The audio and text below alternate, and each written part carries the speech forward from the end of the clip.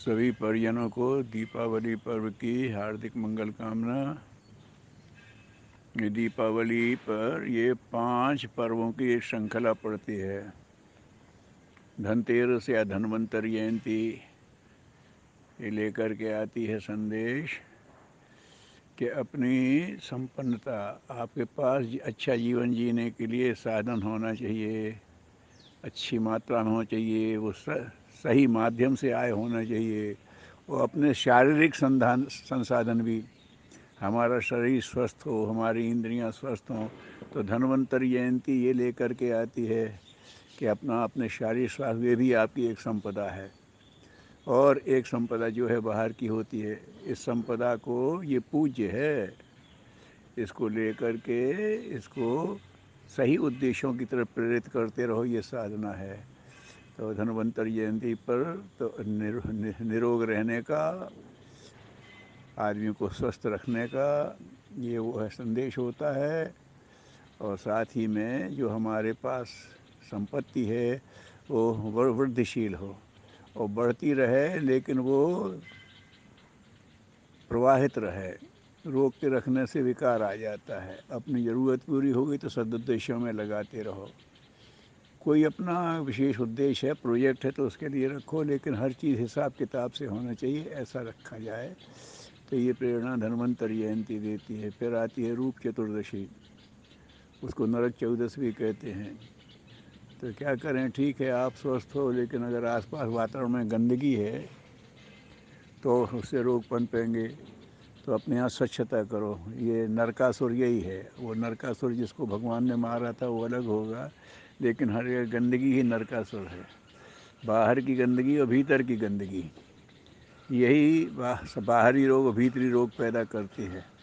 इसलिए इस पर आप एक ध्यान रखिए कि अपने रूप को संभालिए, अपने रूप को उज्जवल बनाइए।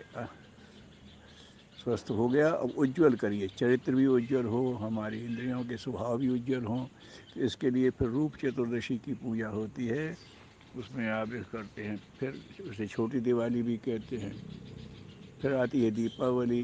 अब लक्ष्मी है, भगवान ने दे दी, तो लक्ष्मी, संपत्ति को लक्ष्मी भी कहते हैं और संपत्ति को माया भी कहते हैं। तो लक्ष्मी कब है और माया कब है? तो लक्ष्मी भगवान विष्णु की अर्धांगिनी है। भगवान विष्णु क्या करते हैं, वो सबके पोषण में लगे रहते हैं। तो जो संपत्ति लोगों को पोषण देने में लगी हुई है वो ही लक्ष्मी का वास है। और जो शोषण में लग जाती है वो माया हो जाती है। लक्ष्मी को माया भी कहते हैं, धन संपत्ति को माया भी कहते हैं और लक्ष्मी कहते हैं। तो देखने में तो पदार्थ वही दिखाई देता है, लेकिन अंदर का भाव होता है। एक वही भोजन है जो माँ कराती है, उसके भाव से कुछ अलग बात होती है, बहन कराती है वो अलग बात होती है। और मन में इसके शत्रुता हो, बाहर से शिष्टाचार बढ़ते तो उसका प्रभाव अलग होता है। मैं व्यांकन किया तो हर पदार्थ भावना से प्रभावित होता है। इसलिए ये ध्यान रखा जाए कि सब चीज़ अच्छे हो तो अच्छे स्रोतों से आए और अच्छे उद्देश्यों में खर्च करें। अच्छे स्रोतों से आए और अच्छे उद्देश्यों में खर्च करें, क्योंकि माँ लक्ष्मी तो माँ है, सभी बच्चे उसके हैं। तो वो किसी बच्चे को पतन की ओर जाता नहीं देखेगी और ना अभाव में देखना चाहेगी। जो पतन में जाते हैं उन्हीं को अभाव में जाना पड़ता है। उन्हें अपनी प्रवृत्तियों को ठीक से संभाला नहीं, सही वो नहीं किया। तो ये पूर्व के उसके ले करके, पूर्व के पर्वों की प्रेरणा ले करके अपनी वृत्तियों को सही करके, वो भी संपदा है हमारी और ये भी संपदा है। दोनों को जो भगवान ने दिया है उसको सही दिशा में लगाओगे तो भगवान और देगा, और जो गलत दिशा में लगाओगे तो उनकी संपत्ति तो दिखती है, लेकिन भगवान जो शांति संतोष देता है वो उसे नहीं मिलता। तो इस तरह से ये करना, दीपावली पर ये करके भगवान की करते हैं। इसीलिए लक्ष्मी के साथ गणेश की पूजा का विधान बनाया है कि अगर विवेक पूर्वक लक्ष्मी का उत्पादन और नियोजन नहीं हो रहा है तो फिर वो माया बन जाएगी, लक्ष्मी नहीं रहेगी। इसलिए विवेक के देवता को पूजन के साथ शामिल कर दिया है। ये वैसे कोई संगत नहीं बैठती लक्ष्मी की। लक्ष्मी की तो पार्वती के संगत बैठती है, लक्ष्मी के साथ तो नारायण की संगति बैठती है। तो गणेश की पार्वती से बैठती है, लक्ष्मी की नारायण से बैठती है। लेकिन लक्ष्मी गणेश को क्यों किया कि जो संपदा है, चाहे वो आंतरिक संपदा हो चाहे वो बाहरी संपदा हो, उसका विवेक पूर्वक से नियोजन किया जाना चाहिए। उसके बाद फिर अगले दिन आता है, उसे गोवर्धन पूजा कहते हैं, अन्नकूट कहते हैं। जो संपत्ति आपके पास है भगवान को अर्पित कर दी वहाँ लक्ष्मी को, तो लोग कहते हैं कि अब लोगों को दें तो और लोग गलत ढंग से संग्रह कर सकते हैं, लेकिन भोजन तो आप करेगा ही, तृप्ति होगा। तो अन्नकूट खोल देते थे लोग कि चलो सबके बेचारे सब हम तरह तरह के लोग हैं, हम संपन्न हैं, हमारा बहुत तरह की चीज़ें बनाने का मन तो बनाओ, और फिर क्या करो, उससे भगवान का भोग लगा दो और फिर भगवान का भोग बाँटो।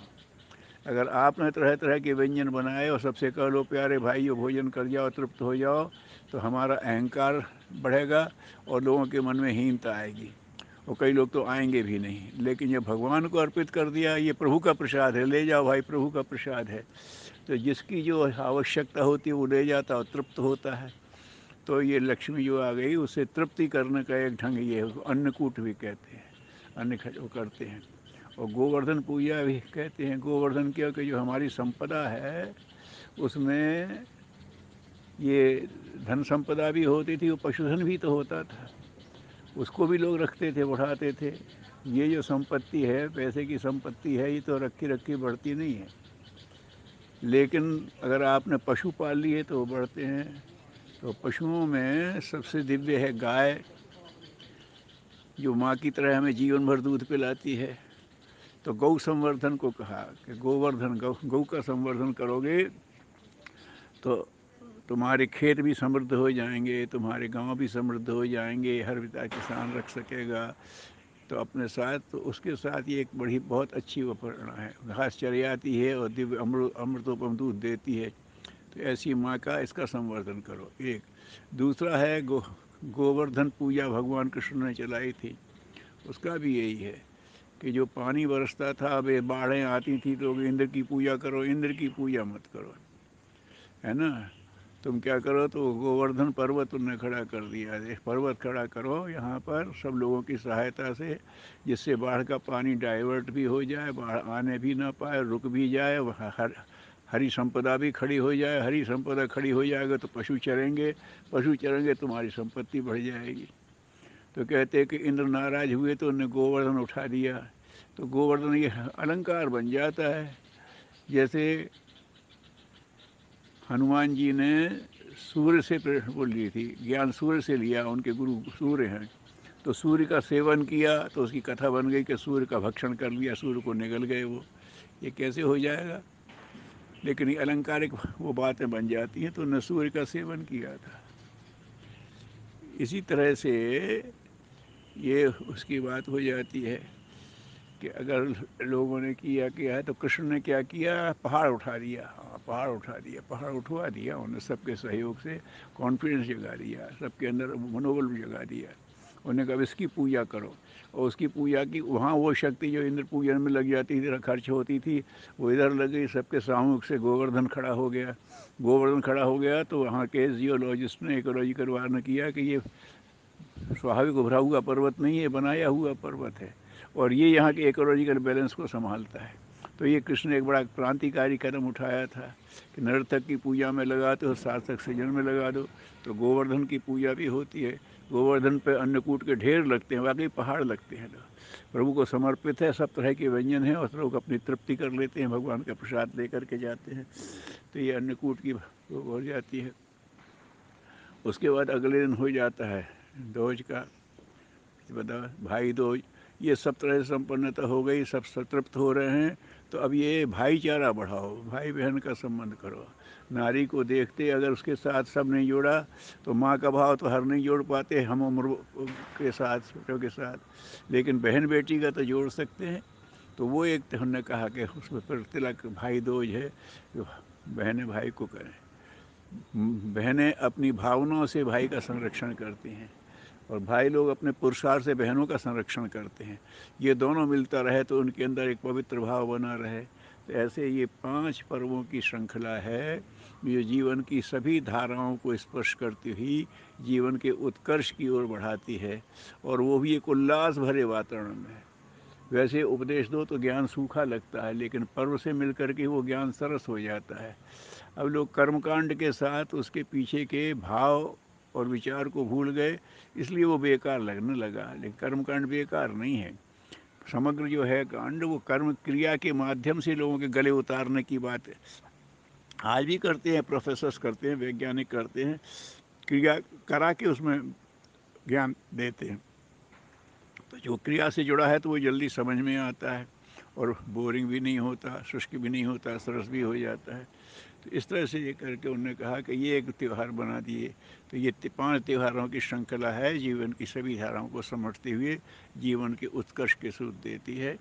सभी के लिए बहुत मंगल कामना। भगवान की ऐसी कृपा हो कि सब इसके जो सही उद्देश्य उनको समझते हुए उसमें बढ़ें, और स्वयं अपने परिवार को, अपने समाज को, विश्व को उत्कर्ष की दिशा में ले जाने में सहयोगी बने। ओम शांति।